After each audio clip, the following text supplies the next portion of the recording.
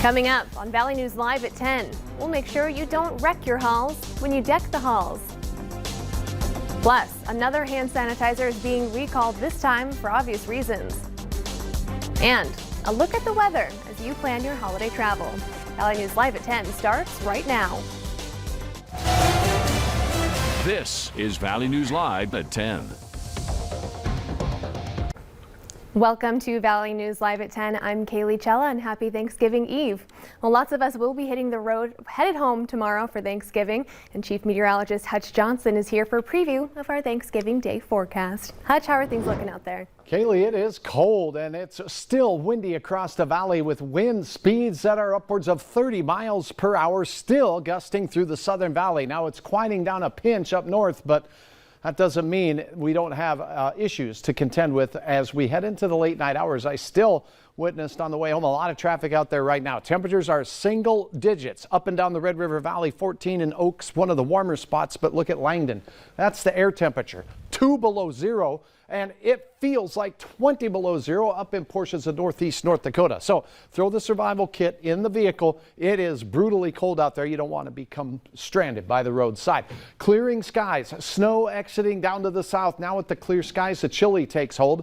And that's how we start your Thanksgiving Day. The wind should die down in the overnight hours. Then we turn our attention to the trip home. By late on Thanksgiving night and into Friday morning, a few light showers of snow here and there, not widespread and not overly heavy, with temperatures starting to warm up. But we're watching a chance for some mixed precipitation, including the opportunities for some freezing rain Friday night into Saturday. So we could have some slippery travel for the return trip home as well. We'll have hour-by-hour details coming up here in just a few more minutes. Well, Katie. I am really glad that I just got my emergency box prepared. Thanks so much, Hutch. You bet.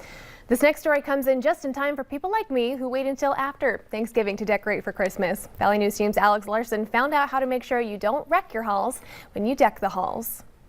As fun as holiday lights are to see, they can be dangerous to put up. Christmas lights, the biggest thing, putting them up, falling from a ladder is a big safety concern. So just making sure that you're working at the appropriate height on your ladder is a big thing. Maybe having an extra set of hands to hold that ladder steady if it's not set up on level ground. Moorhead Fire says if you're using extension cords inside or outside, use the right one. Having covers on your outdoor outlets is a good idea to keep from shorting. If you have cords that are running along the ground, try to elevate those so that they're keeping from getting wet, because obviously water and electricity don't mix very well. If you're decking the halls inside, make sure to spread out your electric decor.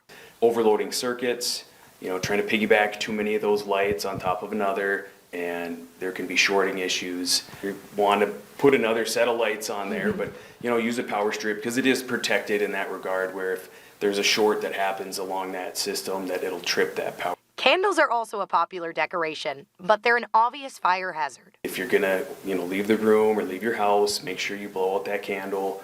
And if you're roasting chestnuts over an open fire. With fireplaces, having that guard in place to keep those embers from the wood when it's not quite as dry, when it's a little wetter, it'll pop and kind of sizzle, and some of those embers can come flying out.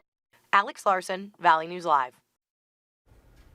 Before hanging up your decor, you should also look for any damaged or bare wires to prevent a fire or getting a nasty shock. Police are investigating after Minnesota Vikings football player Everson Griffin called police and then refused to leave his house today. The Menestra Public Safety Department says Griffin called 911 around 3 this morning.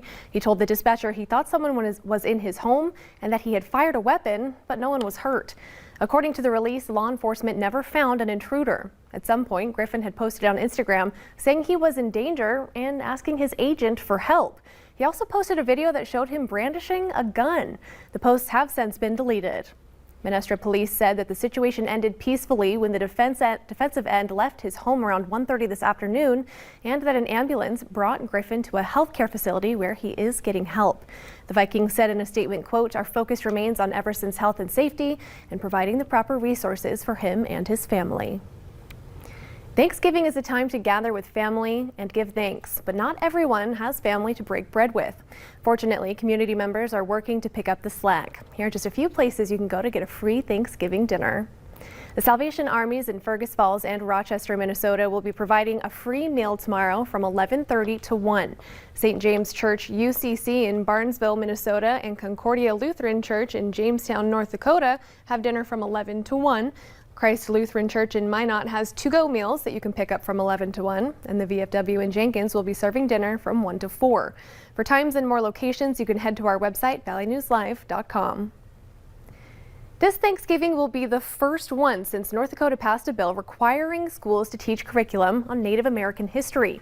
The flagship Education Act, North Dakota Senate Bill 2304, went into effect back in August, and it means that students in history classes in public elementary schools and high schools now have part of their course dedicated to the history of the 5 federally recognized tribes in North Dakota.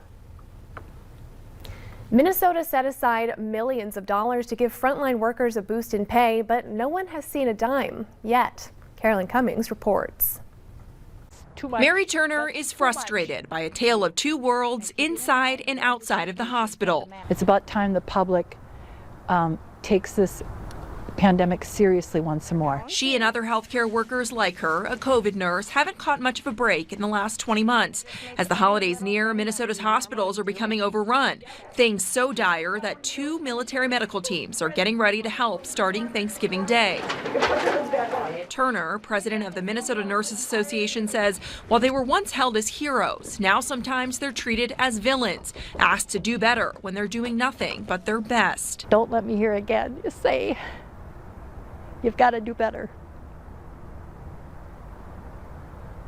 No, that's too much. The Minnesota legislature set aside $250 million in federal money to cut bonus checks for frontline workers like Turner. After months of talks, a bipartisan panel couldn't agree on who gets what and how much. A stalemate remains at the state capitol. Turner says now it's about much more than money. And whether it is going to be $300 or $1,200, it's the idea of us being acknowledged. It's the idea that we are appreciated. How many more headlines do you need to see? How many more times do you need to open your paper, all the legislators, and see what we're dealing with before you stop playing petty politics? Well, it was an apparent breakthrough when Senate Republicans said they were willing to put talk of ousting Health Commissioner Jan Malcolm aside to advance negotiations. But Governor Tim Walz says there's still too much unsettled, so a special session is unlikely as ever, putting bonus checks on hold indefinitely. The FDA announced a nationwide recall of a hand sanitizer because of its packaging. As you can see, the 8-ounce hand sanitizer bottles look like water bottles, which is obviously risky. More than 153,000 bottles of the American Screening brand sanitizer package were sold. Now, if consumed, hand sanitizer can cause alcohol toxicity that could lead to a lack of coordination, slowed or slurred speech, or drowsiness to coma that could be deadly. Unruly passengers, prepare to pay up. The Federal Aviation Administration just announced the fines that it's levied against disruptive passengers.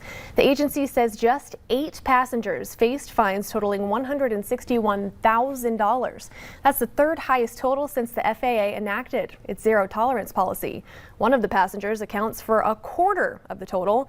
That passenger was fined almost $41,000 for allegedly bringing their own alcohol aboard a Southwest flight, sexually assaulting a flight attendant who tried to stop them from drinking, and then allegedly going to the bathroom to smoke pot. The newest set of fines come as the airline industry prepares to handle an estimated 20 million travelers over the Thanksgiving holiday. The FAA said earlier this month that it had launched 950 investigations into passenger behavior on flights this year alone. That's the highest total since the agency started keeping track in 1995 and 8 times higher than the annual average. The Fargo City Commission will be discussing some changes for MAT bus and paratransit services. The changes come about because of the new electronic bus fare system that goes live early next year. While the costs to passengers won't increase, multi-day passes will no longer be sold. Passengers can load their card with fare money through Connect and earn free rides. MatBus will also implement a general public rate for Sunday paratransit services. The City Commission will determine what that rate will be, though $25 was recommended by MatBus. And for students, the Commission will be discussing changing the college semester pass to a permanent one. Also, they'll consider business passes that employers can purchase for employees that work downtown. Guilty verdicts have been handed down to the 3 men charged with killing Ahmaud Arbery in Georgia after nearly 12 hours of deliberations. Travis McMichael, Gregory McMichael, and William Bryan Jr. all face life in prison, found guilty of murder. Today, Arbery's mother thanked the community for their support. To tell you the truth, I never saw this day back in 2020. I never thought this day would come. But God is good. At least one of the attorneys for the defendant said that there are plans for an appeal.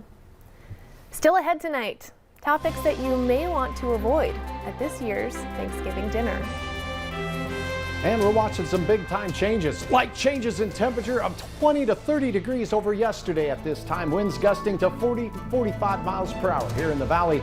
Wind chills are just downright nasty in northern parts of Canada, and it won't be too friendly tomorrow morning. Your hour-by-hour details and your forecast for your Thanksgiving Day and beyond right after this.